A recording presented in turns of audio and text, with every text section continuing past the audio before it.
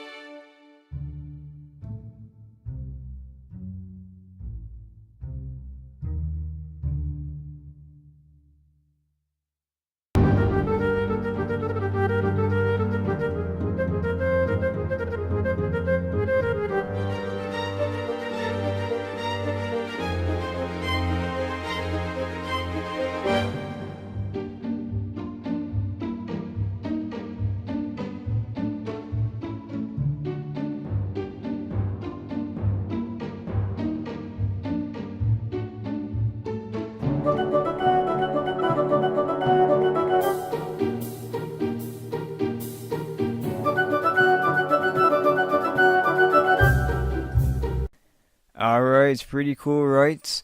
So if you cannot tell, we're doing a review on BioShock Infinite, the third BioShock game in the series. I just defeated it, and man, oh man, let's talk about it. Alright, so here we're gonna go with the specs real quick, the hoo-ha and the hee-hoo. So it was released on March 26, 2013, 3 years ago, a little more than 3 years ago, but anyways, it is in the series BioShock, if that wasn't obvious, and it was published by 2K Games. So there you go, it is a first-person shooter, if you were wondering.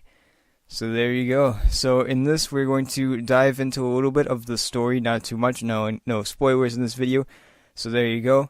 The gameplay mechanics, and then just some other random stuff like characters and whatnot. Alright, so BioShock takes place actually before the City of Rapture in BioShock 1 and 2. It takes place, I think, in 1914, if I remember correctly, somewhere around there. And yeah, so it takes place in a new place, a place in the skies instead of in the water, which is called Columbia. And there you go. So there are some stuff that they changed, like they changed the names of stuff from the first two games, and they made some edits to some stuff. So yeah, we're going to talk about the story first before we get into that. So here we go. Alright, so Booker DeWitt is looking for a girl, and the girl's name is Elizabeth, and he tries to find her, and he stumbles upon a huge mess, and yeah, this is a very brief description of the story. The main bad guy is Comstock, which is it's a pretty interesting bad guy, and the end gets pretty trippy. It's like when I played it and defeated it, I was like, holy crap, like it all unfolds, and it's like, dang, it's really awesome. But yeah, so that's a very basic story idea, and I'm not going to dive into that too much, because for you guys that haven't played the game or seen the game or whatever, that want to do so there you have it. Alright, so now gameplay. Now, like I said before, it is a first-person shooter, which means there are guns and guns in the game. So there are a wide variety of guns, even more so than in the original BioShocks. And they changed something in between the games, well, in between 2 and 3, and that is you can only have 2 weapons at a time. You don't have all of the weapons at the same time, which I think makes more logical sense, and it really didn't bother me that much. I'm sure some people it might have bothered them, but honestly, I liked it. I thought it was a nice change, even though, I mean, it's nice to have all the weapons, but I mean, you gotta keep a better eye on your ammo and stuff, and you get to change off guns and stuff, and sometimes it makes you have harder decisions, like which gun to choose. So there you have it. And there are more guns in this one than there were in the original. There are 2 different types of pistols. There's a normal one, and there's like one that's basically a revolver. I think it's called the hand cannon.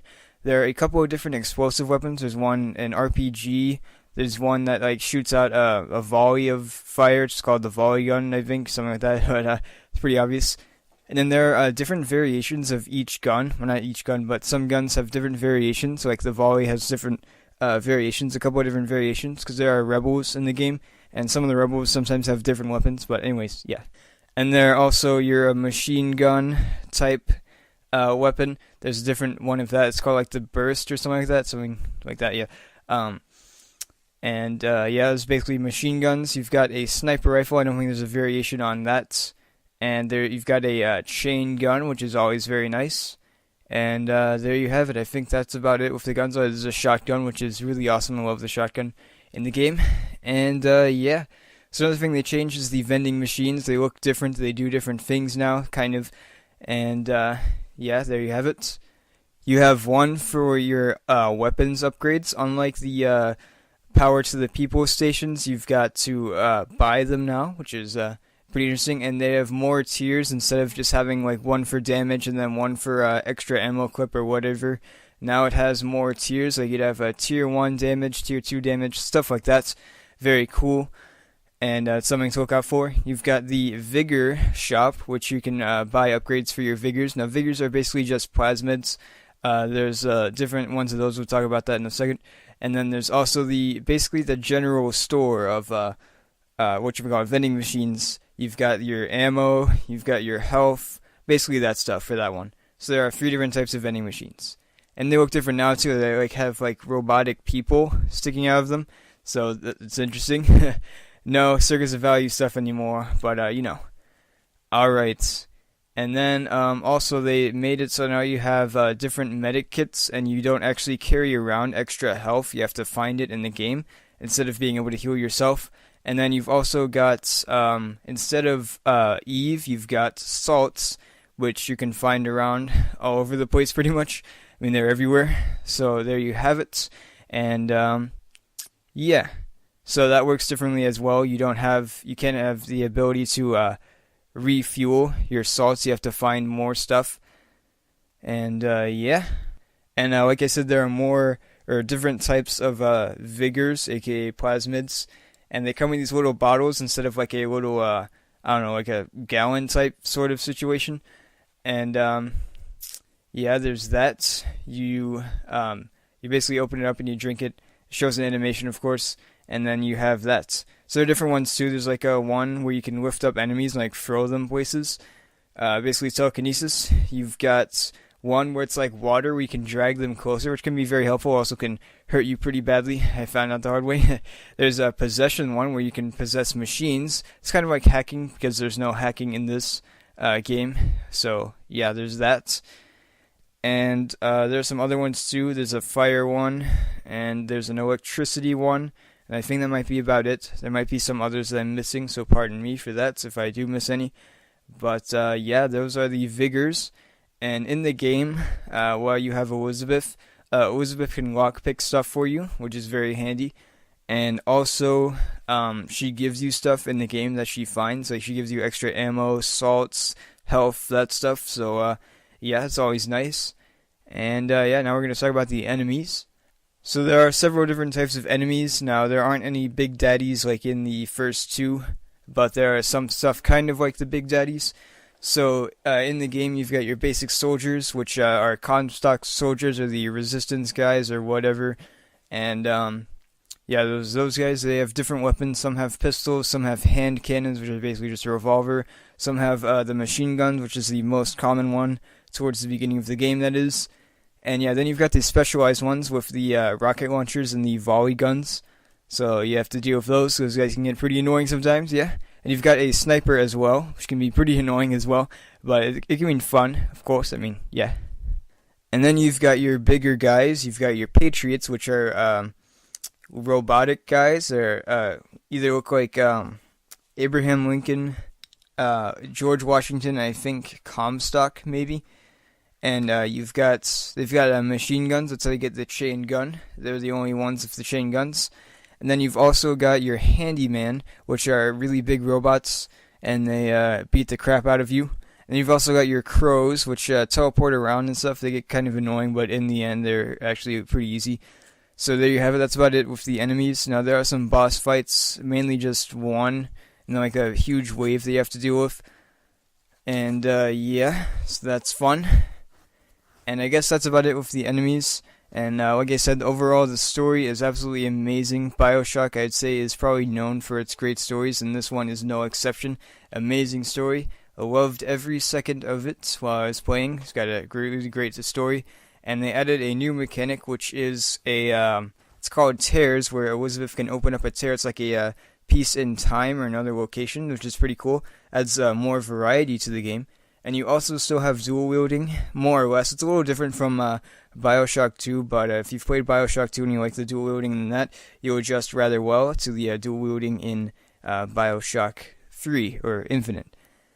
And yeah, there's also some more gameplay mechanics. Now there's a thing called a skyline, and you have this hook, which is your melee weapon that you can use anytime in the game, as soon as you get it, obviously. And yeah, you can go along skylines and shoot stuff, which is a lot of fun.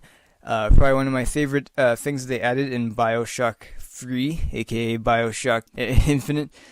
And of course, there are still turrets. I forgot to mention those as enemies, but there are still turrets in the game. And also, you have these things called sky hooks, where you can hook onto them. It's kind of like a rail, except it's only like a spot to stay. And there's airship battles, which is also very fun. And there are a couple of DLCs for that, but I don't have them yet. But when I get them and complete them, I will be doing a separate review for those, which basically just Burial at Sea, which is a separate set of story. So that's pretty awesome. So now we're going to get into the reviews of it. So on Steam, it got a 10 out of 10, which is really impressive. On GameSpot, you got a 9 out of 10. And on Metacritic, you've got a 4.5 out of 5. Those are some really high ratings, and I have to agree with them. I would give it about maybe a 9.5 out of 10. I don't remember what I gave BioShock, the original one, but personally I like the originals better, but this one is definitely a great addition to the series. Thank you guys so much for watching. If you enjoyed this video, let me know what you thought about the review, anything you'd like me to change, whatever. So yeah, I'll see you in this video. Bye-bye!